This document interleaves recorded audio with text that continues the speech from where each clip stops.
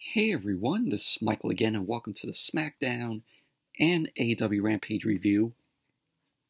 Smackdown tonight was from the Amway Center in Orlando, Florida, while Rampage was taped from the Enmarket Arena in Savannah, Georgia. And Smackdown tonight, as always with Smackdown, the show was absolutely awful. Smackdown, we all know, is the worst pro wrestling show on television next to Monday Night Raw. The show every single week is a fucking disaster. It's absolutely abysmal. So what do we get on SmackDown tonight? Let me tell you something. In the first hour of SmackDown, only one match took place of that whole first hour. The rest was just a promo after promo, and pretty much that was that for the first hour of SmackDown. One fucking match in the whole first hour. We didn't get to the second match until 9 o'clock. So we had Liv Morgan versus Natalya. And this was just going to be a regular match, but then WWE changed it up and they made it a, can you guess what it is? Did you say championship contenders match? If you did, you win nothing. That's what it was. A championship contenders match. Can we stop with these championship contenders matches? Please? Or as I would call them, championship laziness match. Because we all know when WWE books a championship contenders match is a lazy way in creative. WWE's like, oh, well, let's just do this. Let's just make it a championship contenders match. We don't got anything creative to do because we're creatively bankrupt. So let's do a championship contenders match. God, these championship contenders matches need to fucking die. They really do. Tired of these championship contenders matches. And then we had Drew McIntyre versus Ridge Holland. Drew McIntyre last week went through Butch, and now this week you have to go through Ridge Holland. And watch, we're going to get Drew McIntyre versus Sheamus at SummerSlam. So Drew McIntyre had to go through Butch and Ridge Holland in order for him to get to Sheamus at SummerSlam. And then, what are we going to have next week? We're going to have Drew McIntyre versus Butch again. Then we have Madcap Moss versus Austin Theory. And then in the main event, we had Angelo Dawkins versus Jimmy Uso. Didn't I call this weeks back before Money in the Bank that WWE is going to pull this and we're going to have Angelo Dawkins versus Jimmy Uso? Might as well next week we get Angelo Dawkins versus Jey Uso again. Overall, SmackDown, absolutely terrible show. But before I get into the review, I want to touch up on this little piece of news that broke out on Thursday. And because by the time you guys are seeing this review, of course, it is Saturday. But this news broke out on Thursday. And a lot of people were getting hyped about this. Because WWE came out and they said that the PG era is over. So they're getting a TV ratings change. Which I got an update on this news. So they said that we're going from TV PG, that the PG era is over. And we're going back to TV 14. To me, in my opinion, my thoughts on this, that ship has sailed. That ship has long gone sailed. It's too late. And with the ratings changed back to TV 14, it means nothing to me. And this was all just done because WWE is desperate and they want to get an audience. And you gotta understand something. The TV 14 ratings change will do jack shit because creative will still be shit.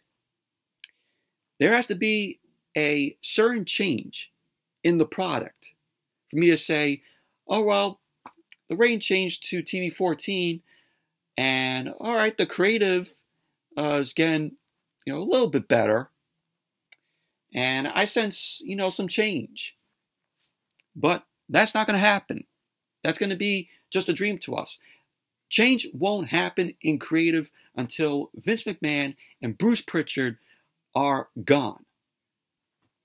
That's the only time that if both Vince McMahon and Bruce Pritchard are gone, that we will see change in creative and change in the company. And that's not going to happen for a while. And I got an update on this article. This came out on WrestlingInc.com. It came out on Thursday night.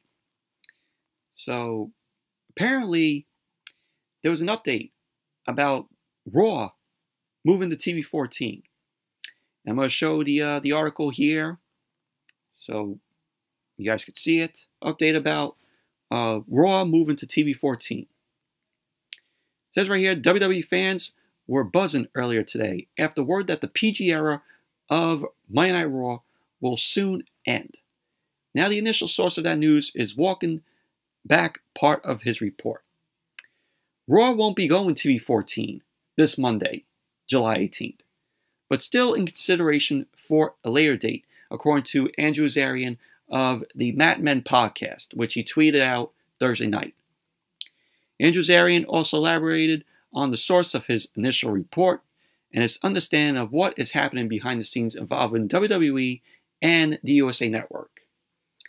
He ended up saying that there was a memo circulating within USA Network Thursday morning regarding the rating for Monday Night Raw changing to TV 14 on July 18th.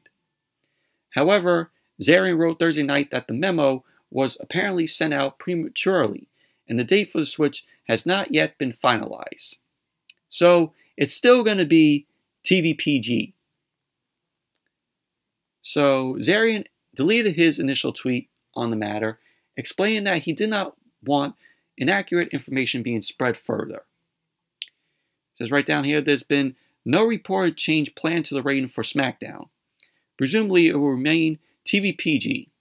Smackdown has aired on the Fox network in the United States since October 2019. WWE's third network program, NXT, also carries a TV PG rating and airs also on the USA Network. The PG era of Raw began on June 22nd, 2008. WWE adjusted its on-air product to adapt a more family-friendly approach. Blood, cursing, and other more salacious aspects of its past programming were pushed aside in a bid to attract more mainstream advertisers. So right here, this change coincided with Lynn McMahon's transition from her role with WWE to a political career. And that is why WWE changed to TV PG, because of that. McMahon lost 2 senatorial campaigns in both 2010 and 2012, both times running in Connecticut, losing to Senators Richard Blumenthal and Chris Murphy, respectively. McMahon later served as the head of the Small Business Administration under former President Donald Trump's administration. She held the post from 2016 until she stepped down in 2019. So, this is the news that came out Thursday night after hours that said, oh, the PG era of Raw will end. But it's still going to be TV PG. When you watch Monday Night Raw this Monday, expect it to be TV PG. It's not going TV 14 until who knows when. But when it goes TV 14, nothing is going to change. The creative is not even going to change. It's still going to be the same shit product that we are seeing. And also the shit creative brought to us by Vince McMahon and Bruce Pritchard. So yeah, I just wanted to touch up on that news because everybody I saw online was getting hyped about it. And everybody was like, oh, finally, hallelujah, the PG era of WWE and Monday Night Raw is over. It's finally going back to TV 14. And we're going to get blood again. We're going to get bra and panty matches. We're going to get middle finger gestures from the fans to the superstars. Oh my God. Can't believe some of these fans end up falling for that. Knowing when I saw that, I'm like, I'm not getting excited for that. Because even if it goes TV 14, you all know that creative won't change. Because Vince and Bruce are still in charge of that. Like I said, the creative won't change. There won't be any change in WWE unless Vince McMahon and Bruce Pritchard are gone. That is the only time we are going to see change in the creative and the WWE product. So that's the only time that we're going to see change. And that won't be happening for years. I just want to talk about that. But now on to the review. Smackdown opened up with Michael Cole. Michael Cole was in the ring. Cole ended up introducing Pat McAfee. Pat McAfee came out, came to the ring. So Pat McAfee apologized to the fans for making them listen to Corey Graves and Corbin last week. So we had Pat McAfee end up pointing to a video package that showed Corbin attacking him at Money in the Bank, which is why Pat McAfee wasn't on SmackDown last week, because he was selling the injury of being attacked by Corbin. Pat McAfee ended up telling the fans that his neck was only bruised and that the fans shouldn't worry. He then wanted to say that he remembers being roommates with Corbin while they were both rookies for the Indiana Colts. So we got backstory on Pat McAfee and Corbin. And I'm surprised that WWE, gave us a backstory on that. So we had Pat McAfee end up saying that he remembers Corbin being humble. But as soon as Corbin got to WWE, he became an arrogant douchebag. So McAfee ended up saying that at SummerSlam, he will humble him back. He will humble Corbin back to being a good man. Corbin then ended up appearing on the screen. He ended up telling Pat McAfee that he constantly runs his mouth. Corbin ended up saying that he would come to the ring, but he ended up showing the bruises on his arm. He ended up saying that he doesn't want to get hurt anymore. Corbin ended up saying that he's staying far from now, and he will see McAfee at SummerSlam.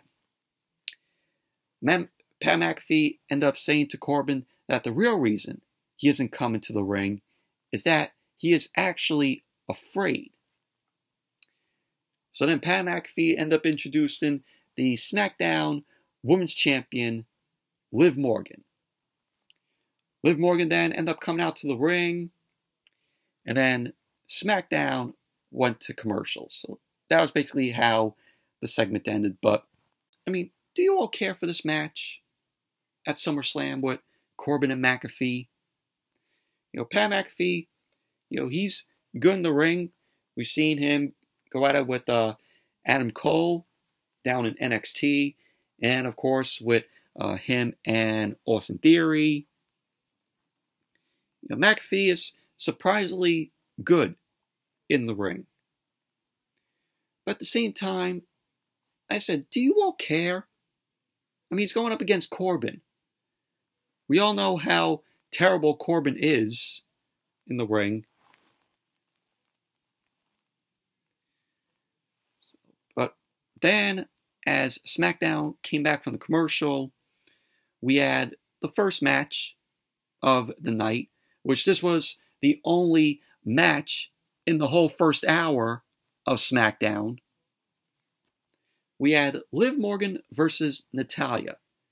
And this was originally going to be just a regular match, but then WWE decided to change it and make it a fucking championship contenders match. Or as I would call it, championship laziness match. Because is laziness uncreative? Like I said, these championship contenders matches need to fucking die. They need to. They're absolutely pointless. But this was a okay match here. Natalya ended up going straight after Liv Morgan. Natalya ended up kicking Liv Morgan and just started punching Liv Morgan down. Liv Morgan ended up coming back. She ended up dragging Natalya to the ring with a side headlock. But Natalya ended up reversing it. Natalya then ended up slapping Liv Morgan hard. Liv Morgan fired back with a drop kick to Natalya.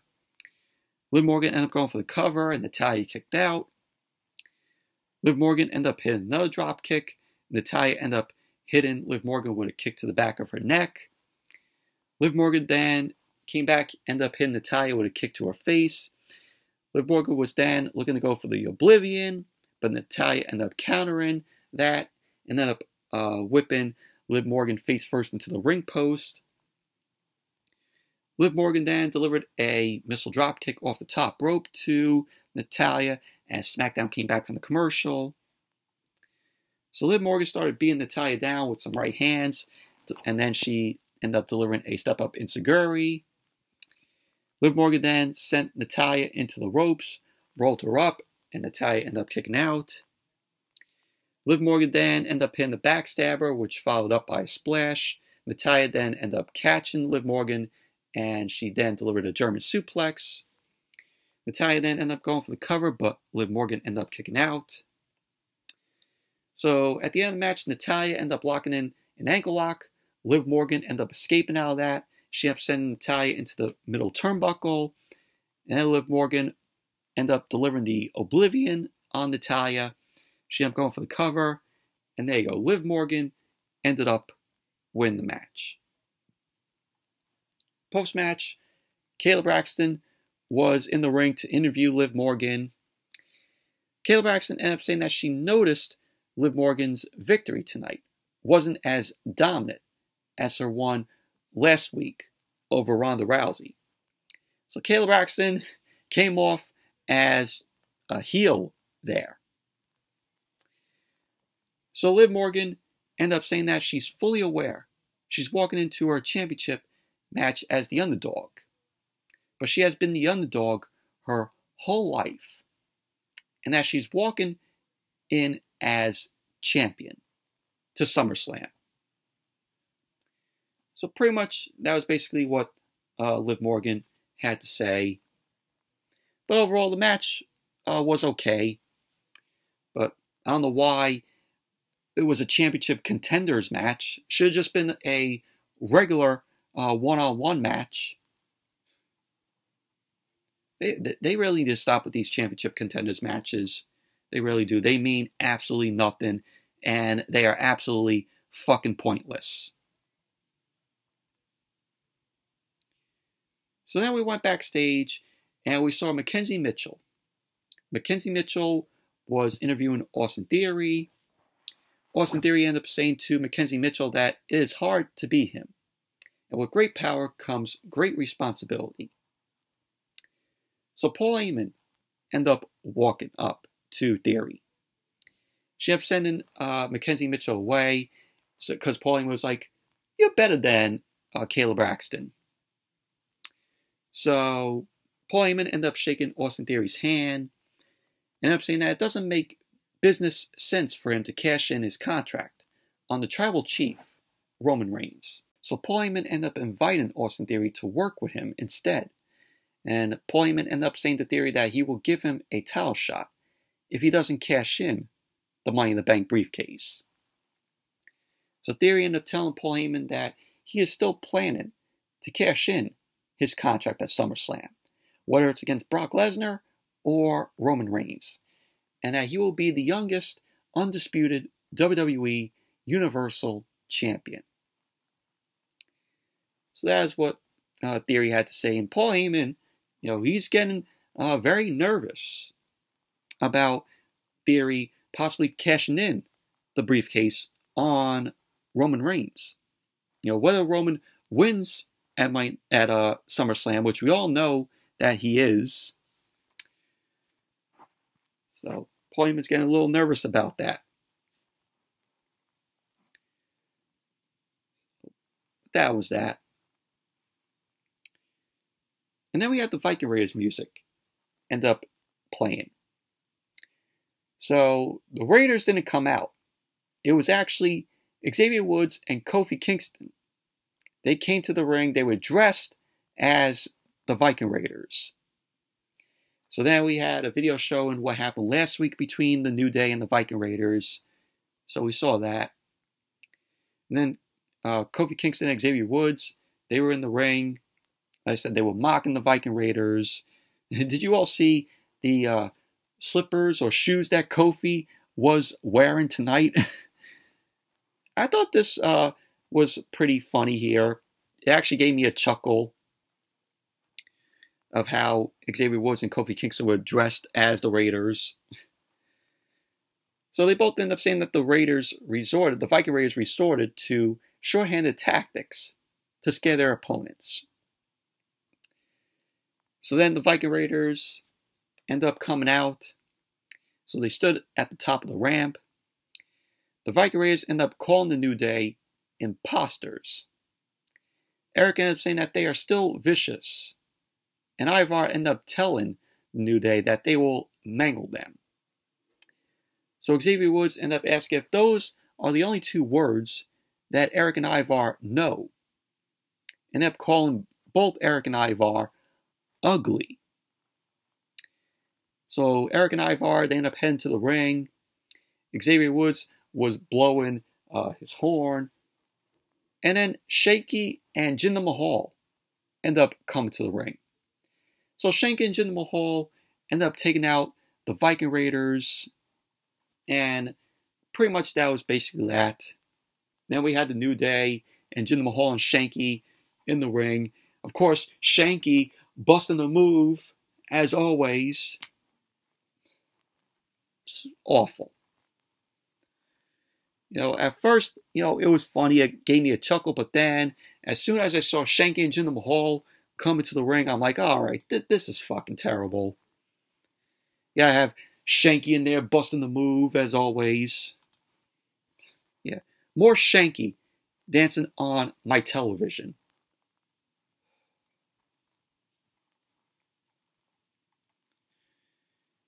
And then we went backstage. Caleb Braxton was standing with Gunther and Ludwig Kaiser. Caleb Braxton ended up pointing to a video from last week after Ludwig Kaiser's match with Shinsuke Nakamura. And so we all know last week that Nakamura ended up defeating Kaiser. And then Gunther ended up chopping away at Kaiser. So Caleb Braxton then ended up asking why Gunther attacked Kaiser. Gunther ended up saying that it's because there is no room for failure. Gunther ended up telling Kaiser that losing is unacceptable and not tolerated.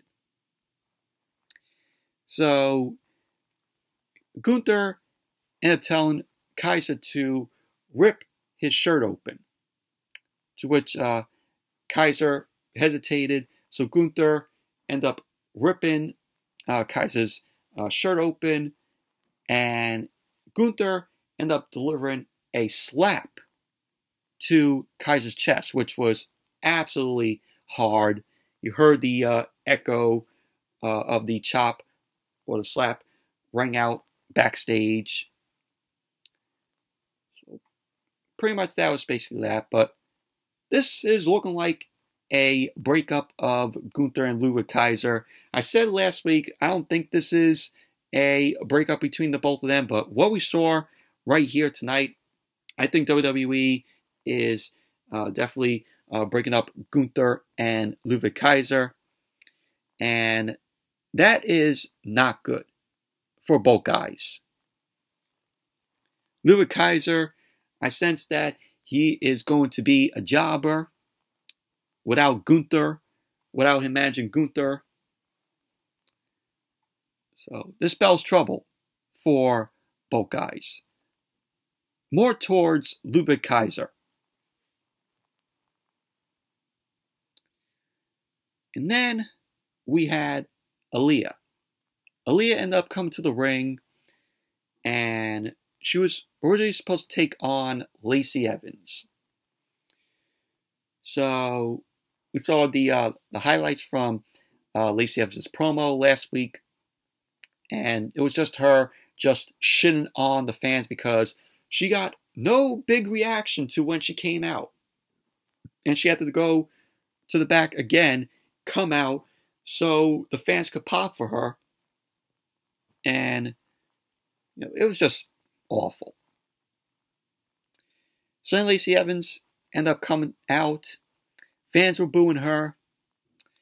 She ended up telling the guys to cut her music and start it again. So she made her way down to the ring. Lacey Evans ended up getting on the mic, and she did the same fucking shit like last week, just shin on the fans. So Lacey Evans ended up saying that she might not be better than anyone else in this arena, but she is damn sure better than all the fans. Evans ended up saying that she has overcome obstacles that the average American couldn't even imagine. She ended up calling herself an American hero. And she ended up saying that she is an example of everything the fans can't be. So Lacey Evans then ended up apologizing to anyone that she has offended. And the crowd ended up beginning to boo Lacey Evans. Lacey Evans ended up saying that if fans won't accept her apology, then they can go to hell. So Lacey Evans ended up getting out of the ring, and she ended up heading to the back. So her match with Aaliyah did not take place. What a waste of time this was. Absolute waste of time. This was the same fucking shit that we saw last week, where Lacey Evans was just shin on the fans. WWE does not know what to do with Lacey Evans. She comes back, she's a babyface, and then, I don't know why they had to change her from going a babyface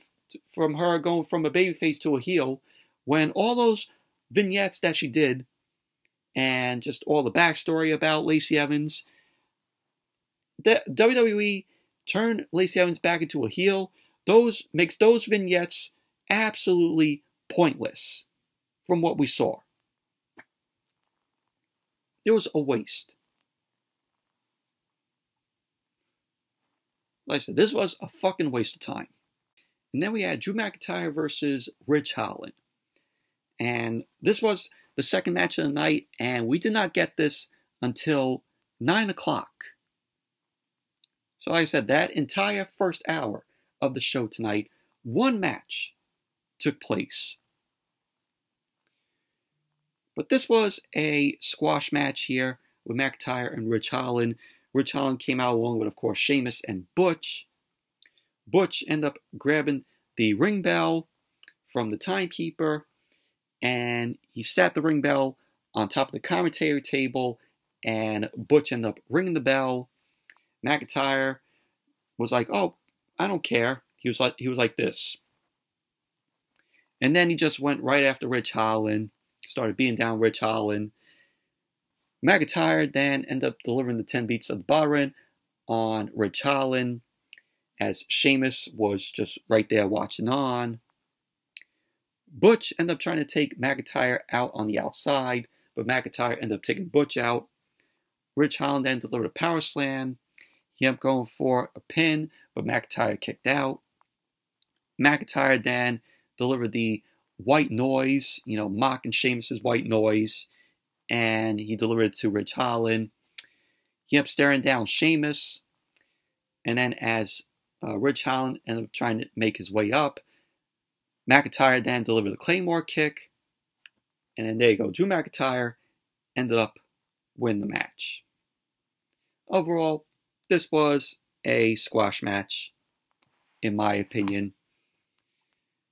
This is just McIntyre's way to get to Sheamus. You know, last week he had to go through Butch. This week he had to go through Ridge Holland. And watch, are we going to get Drew McIntyre versus Butch next week again? So then we went to Mackenzie Mitchell. Mackenzie Mitchell was with Madcap Moss.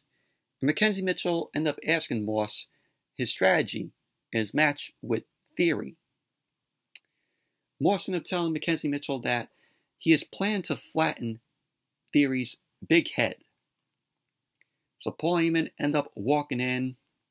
Paul Heyman ended up saying to Madcap Moss that if he takes out Theory ahead of SummerSlam, he will give Moss an undisputed WWE Universal Championship match against the Tribal Chief, Roman Reigns. So Moss ended up telling Paul Heyman that he must be really worried about Theory cashing in at SummerSlam. So that's why I said before, Paul Heyman was worried about Theory cashing in the briefcase at SummerSlam against, either Brock Lesnar or the Tribal Chief, Roman Reigns. That was what Moss had to say. But it was the same thing that Paul Heyman ended up saying to Theory earlier.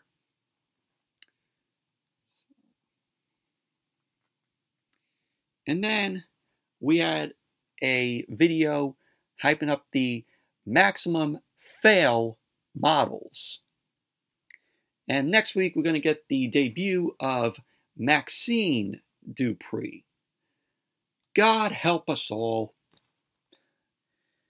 This Maximum Male Model shit, it needs to be off my TV. With Marseille and Mansoir. Absolute garbage. Maximum Male Models is fucking awful. It is absolutely awful fucking television. They need to be off on my TV. It's a waste of time. It's like, am I watching a pro wrestling show or am I watching a fashion show? Awful. Now we got to get Max Dupree's sister next week, being Maxine Dupree. Oh, God. This show sucks. Then we had Austin Theory versus Madcap Moss, which in my opinion, this was the best match of the night, in my opinion. It was a very physical match between Theory and Moss. So the match ended up starting, both Theory and Moss ended up locking up.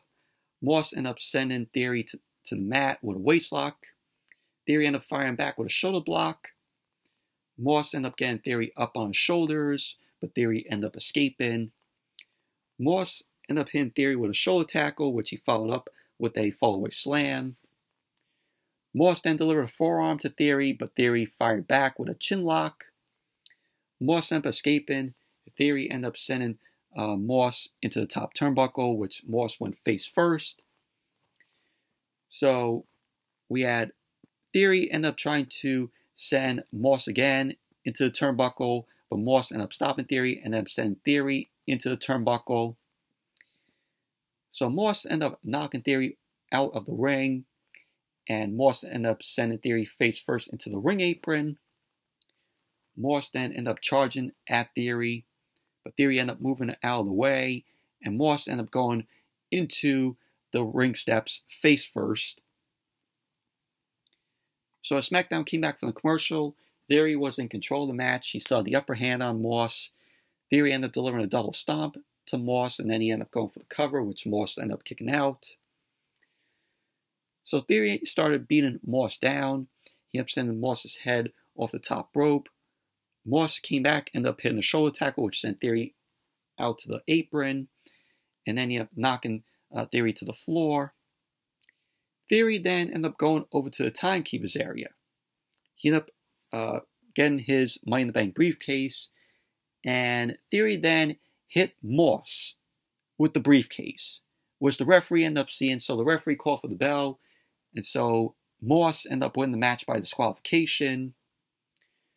So post-match, Theory got on the mic. He ended up saying that he doesn't care, since he is still Mr. Money in the Bank and soon to be undisputed WWE Universal Champion. So then we had Sami Zayn end up coming out. Sami Zayn's arm was in a sling, and he ended up telling Theory that he is disrespecting the bloodline, and there are serious consequences for those who do. So Sami Zayn stood at the top of the ramp. He ended up saying that as a representative of the bloodline, he should apologize. So Theory ended up asking Sami Zayn what he will do with one arm. So then the Usos' music ended up hitting. Theory ended up retreating as the Usos ended up coming to the ring. So he ended up bumping into Madcap Moss, and he ended up throwing him into the ring post. And pretty much that was basically that. But overall, Theory versus Moss, this was the best match of the night. But the disqualification, you could see why it was done. Both guys, couldn't lose. So they had to do that. And then as SmackDown came back from the commercial, we had the announcement that Brock Lesnar is returned to SmackDown next week. So you go, Brock Lesnar is going to be on SmackDown. And then we went to the main event. Angelo Dawkins versus Jimmy Uso. Same shit. So we had the match end up starting. So we had Dawkins and Jimmy end up locking up. Jimmy ended up hitting the Samoan drop to Angelo Dawkins. Dawkins came back and fired back to Jimmy Uso with a forearm. Jimmy ended up kicking Dawkins out of the ring. And Dawkins ended up sending Jimmy over the barricade into the timekeeper's area. So Jimmy had the upper hand in the match as SmackDown came back from the commercial. Jimmy ended up delivering a hip attack to Dawkins, but Dawkins fired back with a right hand. Dawkins then delivered an elbow to Jimmy, followed by a side slam. So Dawkins ended up going for the cover, and Jimmy ended up kicking out. Dawkins hit the corkscrew, and Jimmy was sent into Charles Robinson, who was the referee. Charles Robinson got knocked out. Dawkins then rolled up Jimmy, but Charles Robinson was still knocked out. There was no other ref to count the pin. So Jimmy ended up hitting a super kick to Dawkins. He ended up going for the cover, but still, Charles Robinson was still knocked out. Dawkins then came back to deliver a powerbomb as Charles Robinson ended up, coming to. So Dawkins ended up pinning Jimmy for the win. And Jimmy's shoulder was up. So Charles Robinson didn't see that. So this whole ending was, very controversial because of that. Jimmy had his arm up like that. And Charles Robinson didn't even see that. So he just counted the 3, and Angelo Dawkins won the match. So Adam Pearce ended up coming out post-match. Adam Pearce ended up saying that he understands why both the Usos and the Street Profits are upset, which is why their championship match, their Undisputed Tag Team Championship match at SummerSlam, needs a special guest referee. So Adam Pearce was like, the special guest referee for the match at SummerSlam is, and then the video package was played, and the special guest referee is none other than Jeff Jarrett. Jeff, JARRET. And I'm like, really? Jeff Jarrett as a special guest referee? I'm like, are you kidding me?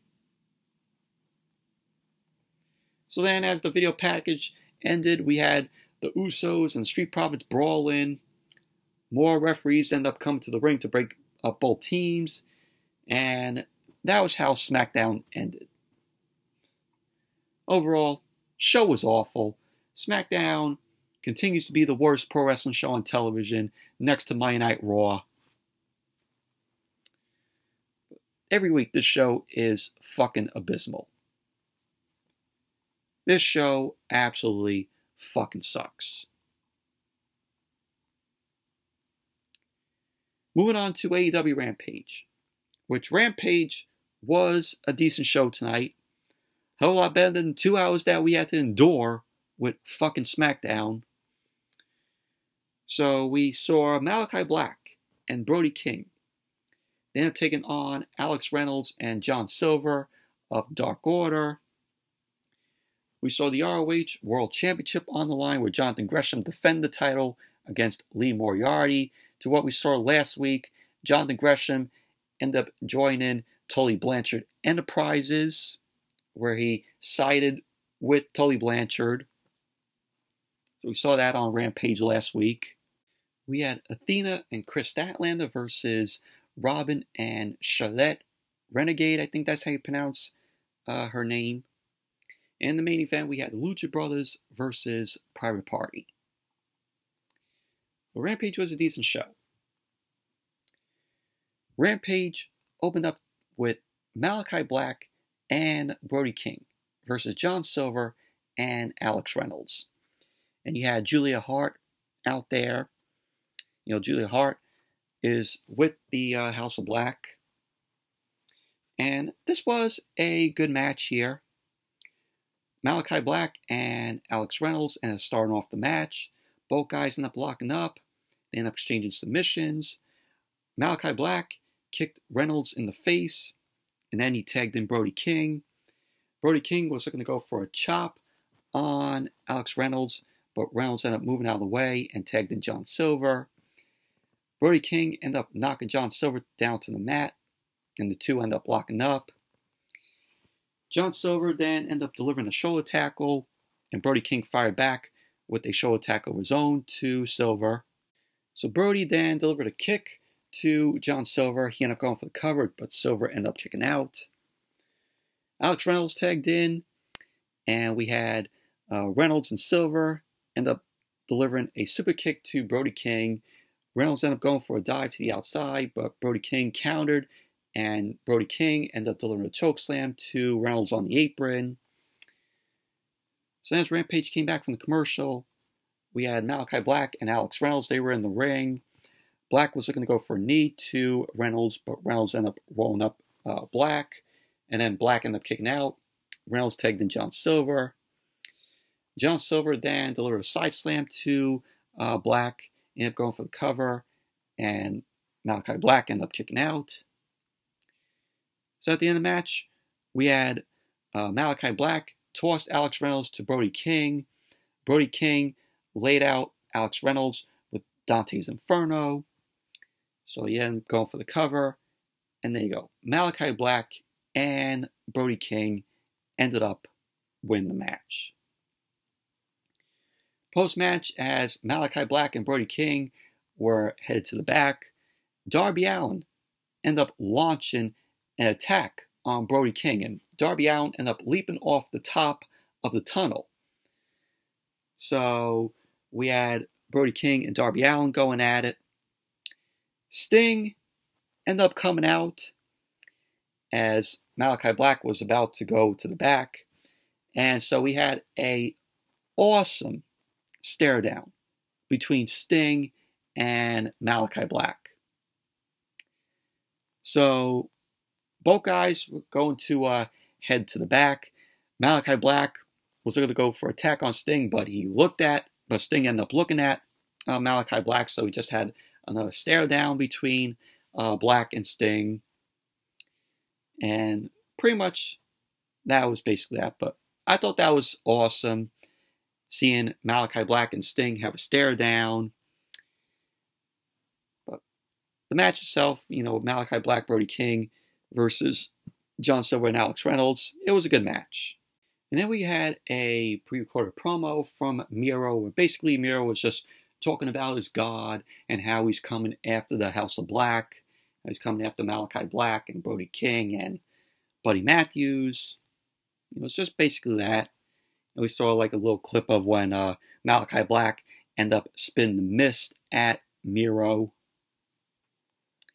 So Miro is not done with the House of Black. And then we had Jonathan Gresham versus Liv Morgan. This was for the ROH World Championship. And this was a good match. This was an enjoyable match. Liv Morgan ended up coming out alongside Matt Sydal. Jonathan Gresham ended up coming out alongside Tully Blanchard and Brian Cage and the Gates of Agony, Khan and Doa Liotta. I think that's how you pronounce his name. But Jonathan Gresham, last week on Rampage, he ended up leaving Liv Morgan because Jonathan Gresham was sided with Tully Blanchard, to be a part of the Tully Blanchard Enterprises. So he left Liv Morgan. They had to get destroyed by the Gates of Agony, Khan and Doa Liotta. So, and basically, Gates of Agony end up winning that match last week on Rampage. But Brian Cage being a part of the Tully Blanchard Enterprises, that would be good. This would be good for Brian Cage there. It's been a long while since we've seen Brian Cage. But, he's now with the Ring of Honor.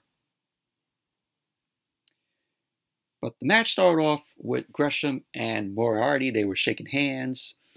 Moriarty ended up going straight for Gresham, started beating him down.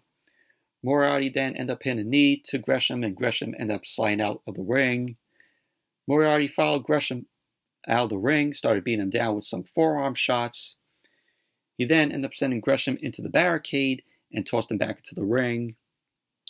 Gresham then delivered a kick to Moriarty's midsection, which Gresham followed up with a chop to Moriarty.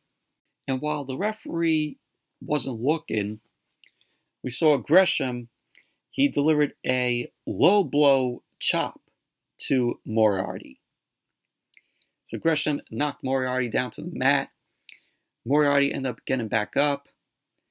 And as Rampage came back from the commercial, Gresham had the upper hand in the match. He delivered an arm drag to Moriarty. Moriarty ended up firing back with a kick to Gresham's face, to which he followed up with a German suplex. So at the end of the match, we had Gresham locked in the octopus on Moriarty. And there you go. Jonathan Gresham ended up winning the match, retaining the ROH World Championship. Post-match, Tony Schiavone ended up joining Tully Blanchard and Jonathan Gresham in the ring. Gresham ended up saying that fans will see his face on TV all the time because he will out-wrestle all the fan favorites. So I like to see Jonathan Gresham, on TV all the time. Like he said there. Jonathan Gresham, he is very good in the ring, and you can see why he's the ROH World Champion. So Tully Blanchard ended up telling Gresham that he did a fabulous job, and he is the best today. So then we had Claudio Castanoli's music end up hitting. Claudio Castanoli ended up coming out, and he stood down Jonathan Gresham, and looks like there's going to be a match between Claudio and Gresham at Death Before Dishonor. So Claudio Castanoli is going to be getting a title shot there at Death Before Dishonor. So I think that's what they're teasing, a match between them two. So he's getting a title shot. Claudio's getting a title shot for the ROH World Championship. So that's going to be awesome. Claudio Castanoli versus Jonathan Gresham. Take my money. For the title be on the line. Yeah, take my money.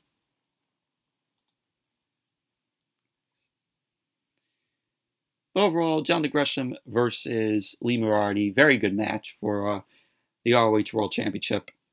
And then we saw Christopher Daniels backstage. Christopher Daniels was sent a warning to Jay Lethal, and he was saying that as someone who has wrestled Samoa Joe countless times, Jay Lethal should be aware of how powerful Samoa Joe is. So Christopher Daniels then ended up challenging Jay Lethal to a match. So we're going to be getting that match. So it should be good. And then we had Athena and Kris Statlander. They ended up taking on Robyn and Charlette Renegade. These two are twins, Robyn and Charlette Renegade. They're like the great value Bella twins, as when I saw them in the ring. So this was a squash. We had Athena and Kris Statlander defeat Robyn and Charlette Renegade. Post-match, Layla Gray ended up getting in Athena's face. We had Athena and Kris Statlander ended up taking out Layla Gray, and then the baddies music ended up hitting. So we had Jade Cargill and Kiera Hogan end up coming down, and Kiera Hogan and Jade Cargill, they both end up taking down Kris Statlander and Athena. So pretty much that was basically that. But overall, the match, Athena and Kris Statlander, Robyn and Charlette Renegade squash match.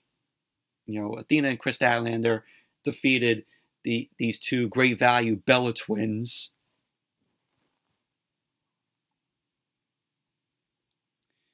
And then we had Lexi Nair.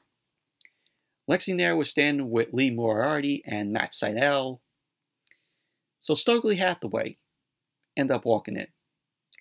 Stokely ended up asking Liv Morgan what Matt Sydal will do for him.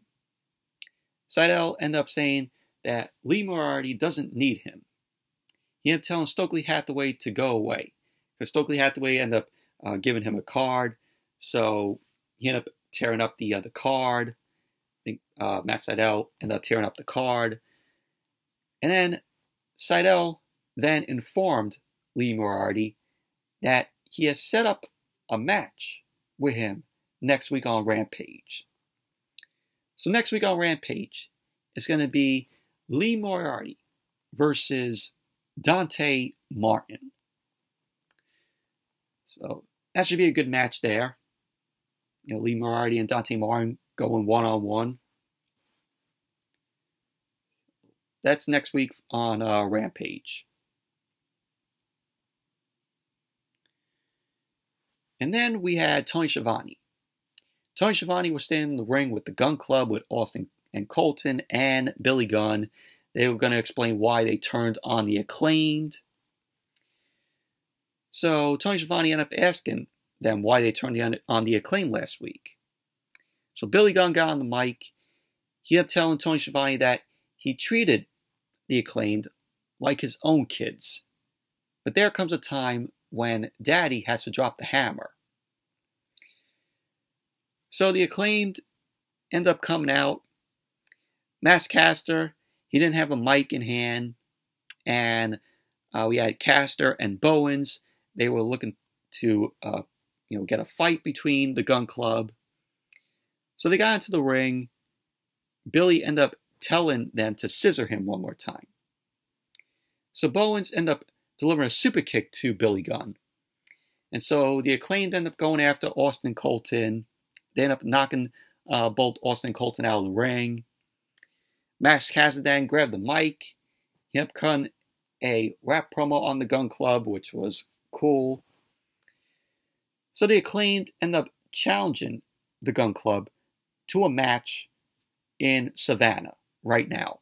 So the Gun Club, they end up telling the Acclaimed, no, we're not going to give you the match tonight. So pretty much that was basically that. But we all know that match is going to be coming. The Gun Club versus the Acclaimed. It's going to happen. Main event. The Lucha Brothers versus Private Party. And this was an entertaining match here. Of course, before the match, you had Mark Henry, interviewing the Lucha Brothers and Private Party.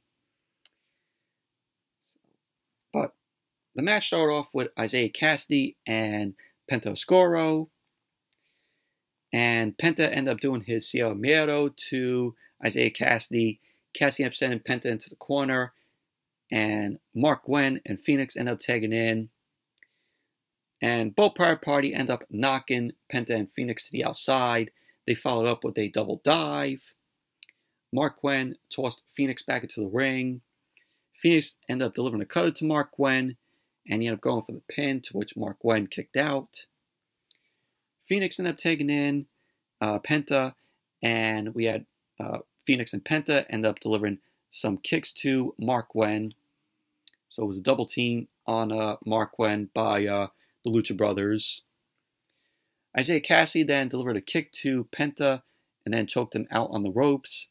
So then we had Kassidy end up sending Penta out of the ring. Andrade end up sending Penta into the barricade. Isiah Kassidy end up sending Penta into the barricade again. And then he ended up rolling him into the ring. So we had later on Mark Gwen end up hitting some right hands to Penta's midsection. He ended up taking in Isiah Kassidy. Kassidy ended up posing in the ring. He ended up sending Penta into the corner. Penta then fired back with a sling blade to Isiah Kassidy, and he ended up making the take to Phoenix. Phoenix then delivered a leaping knee to Isiah Kassidy, which he followed up with a forearm drag. Phoenix then delivered a double stomp, followed it up with a double axe handle. Phoenix then set Isiah Kassidy up in the corner and delivered his chops to Kassidy. Phoenix then delivered Enziguri, and Kassidy fired back with a crossbody. Isiah Kassidy ended up going for the cover, but Phoenix ended up kicking out. So later on, Penta ended up taking Private Party down with a Death Valley driver on Mark Gwen into Isiah Kassidy. Penta was looking to go for the Fear Factor, but Jose ended up distracting him. Alex Abrahantes ended up taking Jose down. They started brawling. Andrade then distracted the referee. So Rouge ended up coming down to the ring. Rouge came into the ring. He ended up hitting Penta with a forearm to the back of his neck. Penta ended up coming back with a Canadian Destroyer on Mark Gwen.